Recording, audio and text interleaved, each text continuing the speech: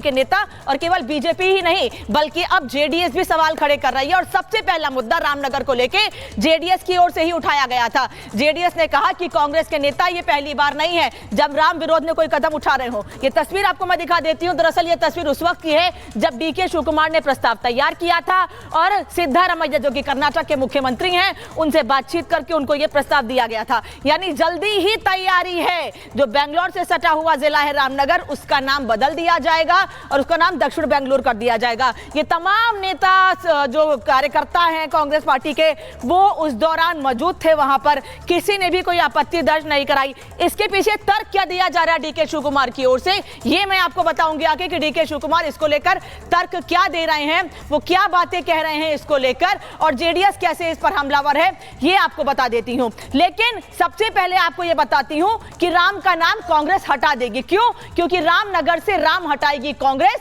और इसीलिए इसी पर आपत्ति है कि रामनगर नाम है तो आपको दिक्कत क्या है। आपको पूरे कर्नाटक का विकास करने की जिम्मेदारी दी गई है, तो क्या नाम बदल के आप विकास कर पाएंगे उस जगह का? क्योंकि डीके शिवकुमार यही तर्क दे रहे हैं। कर्नाटक के डिप्टी सीएम ने प्रस्ताव दिया है रामनगर का नाम दक्षिणी बेंगलुरु हो, यह कहना है डीके शिवकुमार का। डीके समेत कई विधायक सिद्धारमैया से मिले। मैंने तस्वीर आपको दिखाई कि नेता, कार्यकर्ता, विधायक सब वहां मौजूद थे और प्रॉपर एक पेपर सौंपा गया है, प्रस्ताव तैयार किया गया है। रामनगर का नाम बदलने का प्रस्ताव सौंपा गया है। बीजेपी जेडीएस ने इसका विरोध किया और विरोध में पुतला फूंका है कांग्रेस पार्टी के नेताओं का।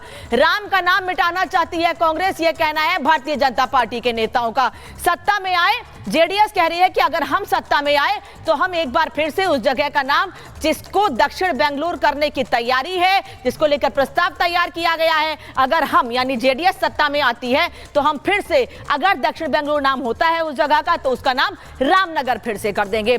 इसी पर सियासत लगातार हो रही है। हिंदू धर्मगुरु से लेके भारतीय जनता पार्टी के नेता, राम भक्त लगातार सवाल खड़े कर रहे हैं। कैसे इस पर सियासत हो रही है और कैसे इस पर कांग्रेस के नेता सफाई देते नहीं थक रहे हैं, इस रिपोर्ट में देखिए, फिर चर्चा को आगे बढ़ाऊंगी। सपा कांग्रेस वाले सरकार में आए तो मंदिर पर बुलडोजर चलवा देंगे। क्या कांग्रेस राम मंदिर पर बुलडोजर चलाने के मंसूबे में नाकाम हो गई? जैसा मोदी का आरोप है तो राहुल की टीम अब जहां जहां राम का नाम आ रहा है उसे बुलडोज करने में लगी है। इसीलिए कर्नाटक सरकार ने रामनगर जिले का नाम बदलने का प्रस्ताव तैयार कर लिया है, जिसे डीके शिवकुमार ने सीएम को सौंप दिया। ರಾಮನಗರ ಹೆಡ್ ಕ್ವಾರ್ಟರ್ಸ್ ಅಲ್ಲಿನೇ ಇರ್ತದೆ. ಆದರೆ ನಾವು ರಾಮನಗರದ ಹೆಸರಿದ್ದು ಏನು ನಮ್ಮ ಬೆಂಗಳೂರು ಹೋಗಕ್ಕಿಂತ ಇಡೀ ವಿಶ್ವ ಬೆಂಗಳೂರನ್ನ ನೋಡ್ತಾ ಇದೆ. ಇವತ್ತು ಮುಖ್ಯಮಂತ್ರಿಗಳಿಗೆ ಅವರು ಒಂದು ರೆಪ್ರೆಸೆಂಟೇಷನ್ ಕೊಟ್ಟಿದ್ದಾರೆ. ನನ್ನ ಮುಖಂಡತ್ವದಲ್ಲಿ ಹೋಗಿ ರೆಪ್ರೆಸೆಂಟೇಷನ್. हिंदुओं की भावना को कुचलने का कोई मौका कांग्रेस नहीं छोड़ती, इसीलिए कभी भी जिले से राम नाम हटाया जा सकता है। लेकिन इस मामले के सामने आने के बाद से ही राम भक्त आक्रोशित हैं। बीजेपी से लेकर जेडीएस, वीएचपी और सत्य समाज भी नाराज है।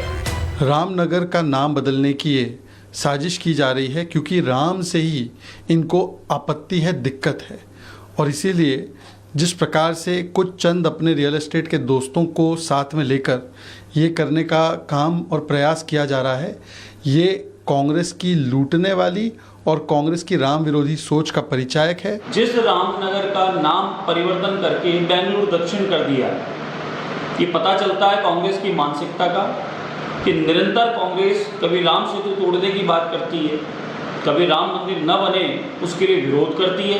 कांग्रेस के लोग, कांग्रेस की जहाँ जिन राज्यों में सरकारें हैं, वो मात्र अल्पसंख्यक समाज को खुश करने में लगा हुआ है। गुपचुप तरीके से नाम बदलने में लगी कांग्रेस सरकार अब निशाने पर आ गई है। उसकी चोरी पकड़ी गई तो अब विकास नाम पर डीके कह रहे हैं कि इससे फायदा होगा, लेकिन राम नाम हटाना राम भक्तों को कतई बर्दाश्त नहीं। समझ में नहीं आता कि राम से इतना द्रोह क्यों, और बड़ा इलॉजिकल बातें कर रहे हैं कि नाम बदल जाएगा तो उस स्थान का डेवलपमेंट बढ़ जाएगा, उसकी प्रॉपर्टी की रेट बढ़ जाएगी, इन्वेस्टमेंट बढ़ जाएगा। कैसे बेतुका बयान है। वो सिर्फ और सिर्फ इसलिए रामनगर का नाम बदलना चाहती क्योंकि उस पे भगवान श्री राम के नाम से वो नगर है। कांग्रेस लगातार सनातन संस्कृति, सनातन से जुड़े हुए नाम परिवर्तन करके और सनातन पे लगातार कुठाराघात किया जा रहा है।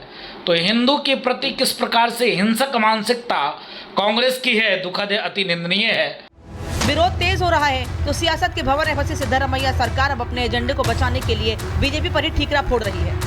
BJP peoples they don't have better business. Just to oppose, they are opposing, that's all. Congress Ram विरोधी है, ये सिर्फ आरोप नहीं है। क्या कांग्रेस भी इसे साबित करने में लगी है? क्या चुनाव से पहले और नतीजों के बाद भी कांग्रेस का राम विरोधी अभियान चल रहा है? कांग्रेस ने तो राम के नाम को ही नकार दिया था, कहा राम हुए ही नहीं, कृष्ण हुए ही नहीं। मोदी योगी के आरोप यूं ही नहीं है, दोनों ही नेताओं ने कांग्रेस की उस एजेंडे को पकड़ लिया है जो राहुल की पार्टी चलाने में लगी है। तभी तो राहुल कभी राम मंदिर आंदोलन को हराने का दावा करते हैं, कभी संसद में हिंदुओं को हिंसक बताते हैं। उस मूवमेंट को इंडिया गठबंधन ने अयोध्या में हरा दिया है। हिंदू विरोधी राग के बाद देश भर में राहुल के खिलाफ लोगों का गुस्सा फूटा। यहाँ तक कि जब वो अपने संसदीय क्षेत्र रायबरेली गए तो वहाँ राहुल विरोधी पोस्टर लगे और लोगों ने पूछा क्या हिंदू आपको गाली खाने के लिए वोट देगा? राम जी के नाम पर उनको ऐतराज भी है। जब राम जी के मंदिर की प्रतिष्ठा थी तो वो आए ही नहीं। ऐसे करके उनका हमेशा राम जी के प्रति ऐसा रहा है। आरोपों की बौछार और राम विरोधी राग अलापती कांग्रेस को जब मौका मिलता है, क्या वो हिंदुओं को धोखा देती है और क्यों? इसी पर आज की महाभारत। तो अब भारतीय जनता पार्टी के नेता और आपने महंत राजू दास को भी सुना, वो कह रहे हैं कि साथी बाल मुकुंदाचार्य जो कि विधायक है भारतीय जनता पार्टी के, वो भी ये बात कह रहे हैं कि इनको राम सेतु से, राम के नाम से, अयोध्या से, हिंदुओं के नाम से आपत्ति है, इसीलिए बार बार जहां राम का नाम होगा उस जगह से राम का नाम हटा देंगे और दावा ये करेंगे कि अयोध्या की जनता ने हमको जिताया है क्योंकि अयोध्या की जनता को भरोसा है कि हम वहां का विकास कर सकेंगे। लेकिन अगर आप कहीं से राम का नाम ही हटा देंगे तो वहां विकास कैसे कर पाएंगे? क्योंकि कांग्रेस पार्टी पर यह आरोप भी लगते रहे हैं कि अगर वो सत्ता में आते तो फैसला भी पलट देते। ये बात खुद आचार्य प्रमोद कृष्णम कह चुके हैं। मेहमान मेरे साथ जुड़े, परिचय करा दूं आपका। प्रशांत जीएस साहब हैं इस वक्त मेरे साथ, प्रवक्ता भारतीय जनता पार्टी के जुड़ रहे हैं। मेरे साथ समीर चौगांकर जी हैं, वरिष्ठ पत्रकार हैं, स्टूडियो से जुड़ रहे हैं। आदित्य विक्रमादित्य मेरे साथ, आचार्य विक्रमादित्य मेरे साथ जुड़े हुए हैं, हिंदू धर्मगुरु, स्टूडियो से ही साथ में जुड़ रहे हैं। तारिक अहमद अली लखनऊ से समाजवादी पार्टी के नेता साथ में हैं। प्रेम कुमार जी वरिष्ठ पत्रकार मेरे साथ जुड़ रहे हैं और हाजी मेहरुद्दीन रगरेज इस वक्त मेरे साथ हैं, AIMIM के स्पोक्स पर्सन है। आप सभी लोगों का बहुत बहुत स्वागत है। पहला सवाल प्रेम जी आपसे इसलिए क्योंकि कांग्रेस पार्टी पर सवाल उठ रहे हैं। एक तरफ आप राम के नाम पर या हिंदुओं का अपमान करने का आरोप पहले से ही झेल रहे हैं, राम भक्तों का अपमान करने का आरोप पहले से ही झेल रहे हैं। सर, ये तुरंत बैठे बिठाए मुद्दा अपने आप ही खुद को घेर लेना या अपनी परेशानी खड़े करना आदत हो गई है कांग्रेस पार्टी की क्या?